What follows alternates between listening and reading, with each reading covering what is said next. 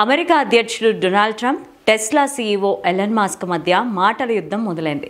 ఒకప్పుడు మంచి స్నేహితులుగా ఉండి ఒకరినొకరు మద్దతుగా నిలిచిన ఈ ఇద్దరు ప్రముఖులు అమెరికా కేంద్ర బడ్జెట్ బిల్లు విషయంలో పరస్పర విమర్శలకు దిగుతున్నారు. ఎలన్ మస్క్ తనపైన చేసిన విమర్శలపైన ట్రంప్ చాలా ఆశ్చర్యం, నిరాశ వ్యక్తం చేశారు. ఎలన్ మస్క్ తో తనకు గొప్ప అనుబంధం ఉందని ట్రంప్ వ్యాఖ్యానించారు. పన్నులు తగ్గించడం, ప్రభుత్వ ఖర్చులను తగ్గించడం వంటి ప్రతిపాదనలకు వ్యతిరేకంగా మస్క్ చేపట్టిన లాబియింగ్ ప్రయత్నాలపైన ట్రంప్ అసంతృప్తి వ్యక్తం చేశారు. మస్క్ ఈ చర్యలకు కొందరు రిపబ్లికన్లు కూడా విమర్శించారు.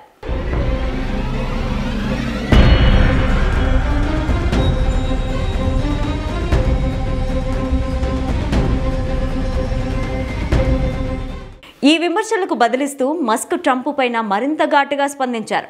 డొనాల్డ్ ట్రంప్ను కృతజ్ఞత లేనివాడని అభివర్ణించారు. నేను లేకపోతే ట్రంప్ ఎన్నికల్లో ఓడిపోయేవారు అని మస్క్ అన్నారు. ఈ ఇద్దరి మధ్య సంబంధాలు తీవ్రంగా దెబ్బతిన్నాయని స్పష్టం చేస్తోంది. మస్క్ గత వారం ఇంధన శాఖలో 129 రోజులు పనిచేసిన తరువాత తన పదవి నుంచి వైదొలిగాడు. ట్రంప్ మే 30న జరిగిన అభినందనల వార్తా సమావేశంలో మస్క్కు గోల్డ్ కీని బహుకరించారు. అయితే ఆ తర్వాతి రోజుల్లో ట్రంప్ బడ్జెట్ బిల్లును పదే పదే విమర్శించారు. ఈ బిల్లుకు ఓటు వేసిన వారికి సిగ్గు లేదని, వారు తప్పు చేశారని ఆయన సోషల్ మీడియాలో పోస్ట్ చేశారు.